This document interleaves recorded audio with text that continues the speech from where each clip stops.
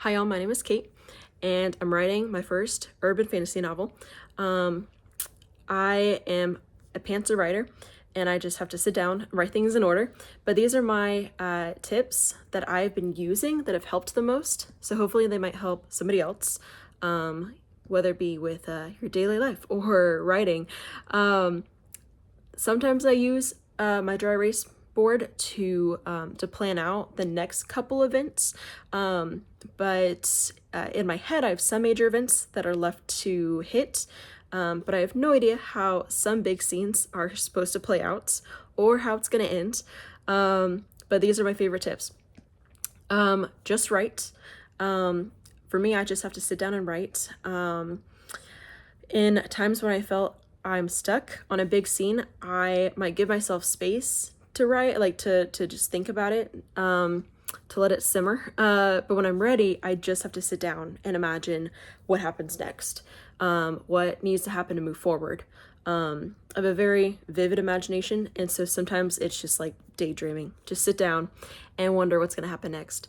Along with that, the first draft does not need to be perfect. That has helped so much, knowing that.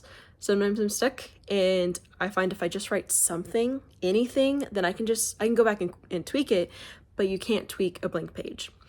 Along that line of thought, there was an author on YouTube who said something like, your book isn't about the events themselves, it's about the characters and how they react to things. If you know your characters well enough, then you just have to imagine what they're doing, like how they're going to react. That author said that Stephen King said how he likes to write interesting characters and put them in difficult situations and write to see what happens. I used that idea just the other day, and it was so helpful. I was stuck on a scene, how it would go, as always, and a character walks in late to the party, and I'm like, what happens now? What do we want to accomplish? What is the point? And I just had no idea why my character was there, or what he was what he was doing. And I just thought, how would my characters react, and why is he there? And I was able to take it from there as I answered those questions. To make a scene great, make it emotional, have ups and downs. One author on YouTube used the phrase emotional dynamic change, and that has helped so much. That's such a great phrase to remember. Emotional dynamic change. Have highs and lows to make it interesting.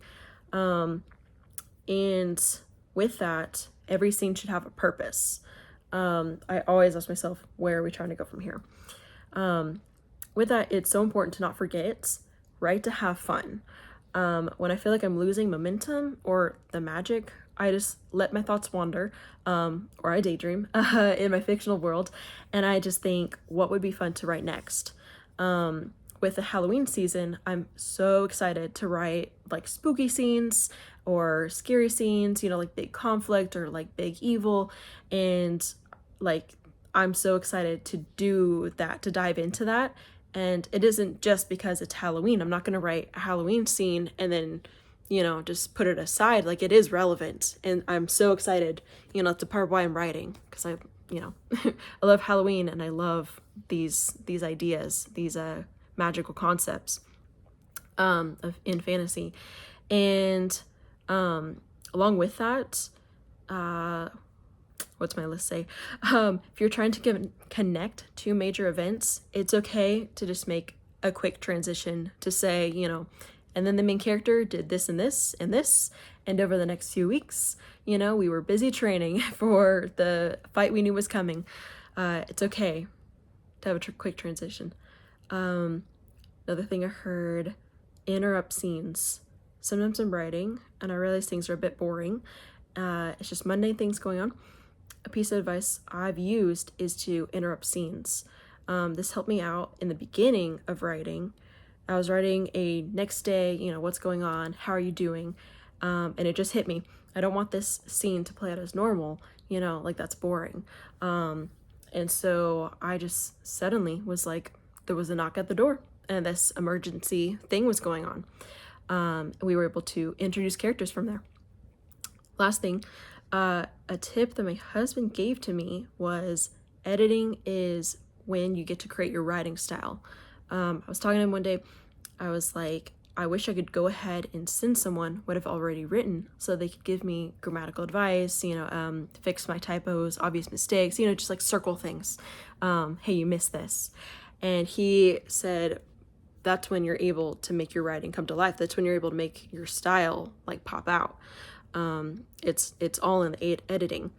I was not expecting great advice from my husband, but it was so helpful.